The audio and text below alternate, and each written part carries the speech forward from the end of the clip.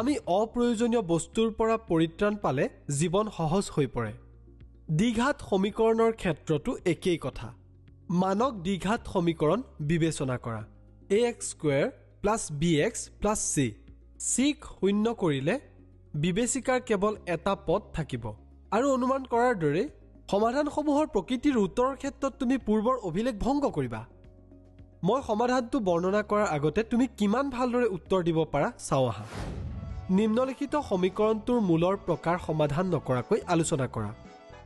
মানক দ্বিঘাত সমীকৰণৰ সৈতে তুলনা কৰা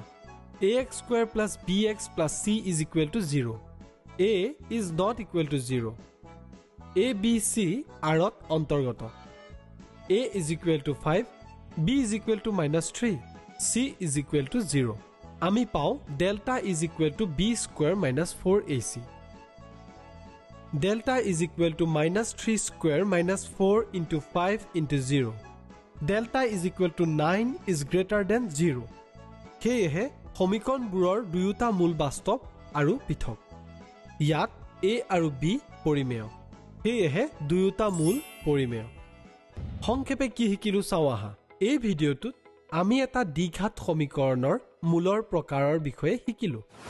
আমি অপৰিমেয় মূল দেখিছো ভাবাচোন যদি a b c ৰ সংখ্যা ভাল লগা নহয় তেন্তে কি হ'ব এনে দ্বিঘাত সমীকৰণ সমাধানৰ বাবে কোনো বিশেষ পদ্ধতি আছে নেকি